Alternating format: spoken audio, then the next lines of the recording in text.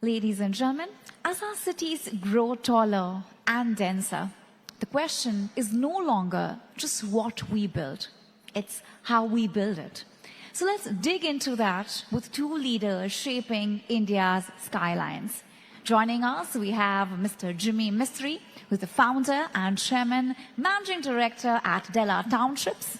He's going to be in conversation with Ms. Sakshi Bajaj, associate editor, business, timesnow.in. And once again, let's have a huge round of applause for Mr. Jimmy Mistry and Ms. Sakshi Bajaj. Very, very warm welcome.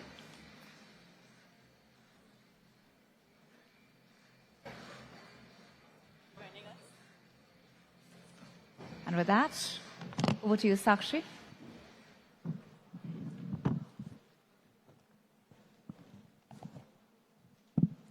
Hello and welcome. Real estate today is being redefined. We're looking at cities differently, we're looking at sustainable living, and we're looking at communities and community living as well. But what really is the future of real estate? And what really are the critical elements that will look into urban transformation altogether? Well, to decode all of that, I'm joined by Jimmy Mistry, founder and chairman at Della Townships. Thank you so much for this exclusive interaction with us. I'd like to begin by asking you, what are the key trends really that are emerging, and what are the areas that you think going forward in the next 5 years are going to define the trends in the sector? Sakshi, good evening and thank you for having me here. The key trends that I can see as a design futurist is community living. You spoke about it in your intro. The key trends are India is moving to branded residences, because community living can be best provided by people who hail from the business of hospitality. And that's where the branded residences come in. The key trends are people will move out of standalone horizontal apartments in category B and C townships in India and move to vertical towers that they have never done. Because for them, rich were always used to living in bungalows, villas, farmhouses. And now that they're going to go vertical people are going to go into huddled communities. Oberoi 360 is a fantastic example, the #1 building in India in community living, and so is DLF Camellias, and so are so many other projects. So community living, which is not religious communities, but like-minded community of entrepreneurs coming together, that will be the melting pot. Then there'll be a community of professionals coming together, that will be a melting pot, right? So each will look forward to living with more like-minded people like them. Social strata remaining the same. And that's the kind of aspirational lifestyle India is moving. So the reality between everything, India is moving, period. And real estate is going to be an upswing for the next decade. There is so much of demand. There is so much of demand because there's hardly any competition. No matter how many developers are, everybody is competing in a vanilla real estate competition. And when you're able to give a moat, a differentiating product, that's what people are looking for.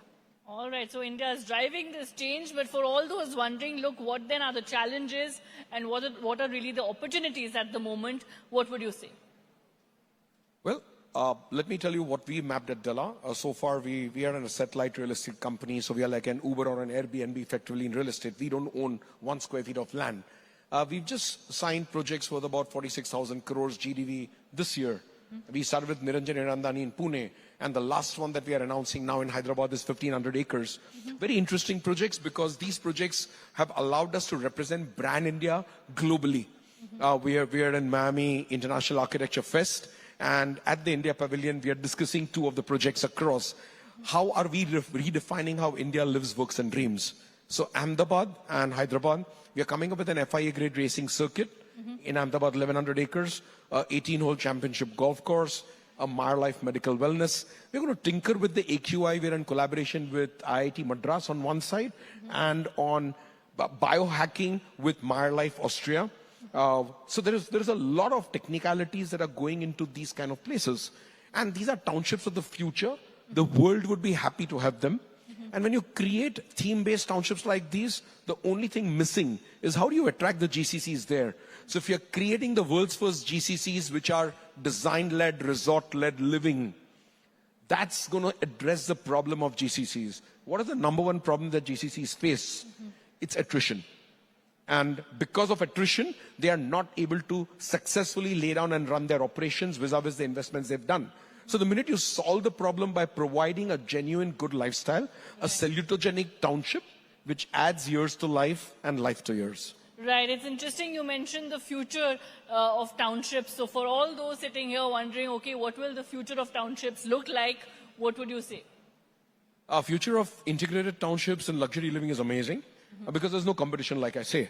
Once you are able to provide a race course, golf course, fashion, art, architecture foundations, leadership foundation, automobile foundation, then you're bringing not just vanilla real estate and buyers, but you're also attracting a whole new genre of real estate buyers who are never there. For example, an FIA grade racing circuit, leave alone the dreams to race. I'm not interested in that. That's not my business. My business is to attract the automobile community there for autonomous driving testing. So every automobile and ancillary company which is within this trade would want to be physically present there because you're giving them the whole ecosystem, the racing circuit, the foundation, the villas, the residences, the resort, the adventure, the wellness. And you're saying, okay, now come and put your R&D centers here and your racing teams here just to test. Right. That creates a whole new genre of buyers. They never plan to go to Hyderabad or never plan to go to Ahmedabad or wherever we are. So you need to create ecosystems that are going to serve the purpose. And each and every township needs to be theme-based. You have a moat. And I think we've not even scratched the surfaces yet. There are 40 cities in India, each township. Nagpur, we are doing 3 townships. Right? Just Nagpur alone. So there is abundant potential across India to create this new generation of lifestyle, which has got a value to health first approach, a salutogenic approach, and it's got theme-based and community living. Right. So now you said there's tremendous potential, but for everyone sitting here wondering, okay, then what are the kind of jobs that will be generated? What is the job opportunity like? What would you say? Any integrated development is a holistic development. Each project. So let me give you an example. Today we are at 325 Keys Resort in Lonavala. We have close to about 1,750 employees running their operation on our payroll in Lonavala alone. So when you're talking of townships, you're talking of each 100-acre generating nothing less than about 5,000 direct jobs. I'm talking of direct. Indirect jobs will go to 15,000. Now that is the kind of impact, and that's why we say we are redefining how India lives, works, and dreams. It is an economy that's going to be kickstarted in one direction, but will land up in multitude of directions. Also, if the developer wishes to, you can cause a social impact. We are running an Adivasi school within our foundation of 280 Adivasi kids. Now, it's all being run by our people who are working with us. Right. So impacting the lives of 280 children in one school. But across India, when you do this on a larger context, it will be thousands. And you'll be impacting and adopting Zilla Parishad schools, paying for the teachers, paying for the food, paying for the uniforms and coming up. So imagine the social impact. Skill development centers in each of these townships, because you need skill set people, that's not available, so you develop them. But imagine impacting local communities when you do that. So New York Stern School actually came to Della Lonavala and did a case study with us a couple of years back, the final year MBA grads, as to how we are impacting local communities. Right. So there is an intention, there is a way, and I think the purpose of doing business is to actually impact local communities and impact the environments in which you do business and operate. Making money is a byproduct. Absolutely. Well, so the timeline for these direct jobs would be? Starting now. The minute so Pune with Niranjan Bhai and Krisala, we've groundbroken. Right. Work is begun. So job and employment has already started. And it's irreversible because you're going to permanently have a 300-key resort. You're going to run adventure. You're going to run medical wellness. So all these are jobs that are being created. And the theme-based township is going to also create the future sports people of the country. Because in a racecourse, you're developing equestrian sports. Local boys and girls who have never been into equestrian sports, you're going to train them, teach them, and push them to nationals. So there's a dual purpose you're able to do. Absolutely. So the aim really is, you're saying, to fulfill all this and all these needs altogether. But for those saying and those wondering really that when someone is looking at a premium experience, a sustainable, an experience of comfort, a theme-based experience, and yet looking at affordability, how can they approach this segment altogether? So organizations like ours have always been democratic in nature. We've always been treading at the cutting edge of design, but then democratizing it. So how do you bring medical wellness to the super elite and rich who can afford it? But how do you also create public areas which are mindfulness zones where the Aam Janta can, larger cross-section can benefit? Right. So, there are ways. If there's a will to do, there are ways to do it. All you can do is put one swimming pool, which is saline, and imagine the value it can have on the lives of the common man. Right. A saline water helps for anti-inflammation, helps to regulate blood pressure, helps to regulate multiple things in the body. Imagine a single saline pool. And the irony, our entire fantastic country, which is like a continent, doesn't have a single saline pool apart from Breach Candy Club, Mumbai.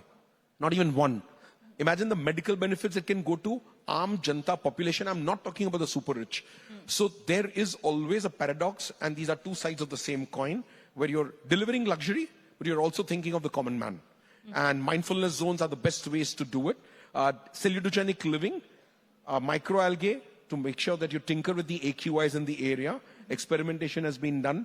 Ghaziabad has done a fantastic experimentation with local black water bodies. They're now turned into living ecosystems. AQI in that area has come down. Waterborne diseases have come down in the last 3 years. So if you want to really cause a social impact and change, you can be the catalyst and you can do it. And that's what we are exactly raring to go and do all India. All right, and you're saying so balancing growth along with looking at the needs of the marginalized is really what you're looking at. But for all those talking about, urban transformation, if I were to ask you by 2030, what would Indian cities then be looking like right now? Currently, of course, we've heard enough about the pollution concerns, the concerns that really dominate our cities today. How do you think 2030 will change that? Salutogenic living is a solution. We want to lead by example right from the front. But when we start doing it, all the developers in that city will start emulating and doing it. And that's where change will actually happen. India is on a fantastic growth trajectory.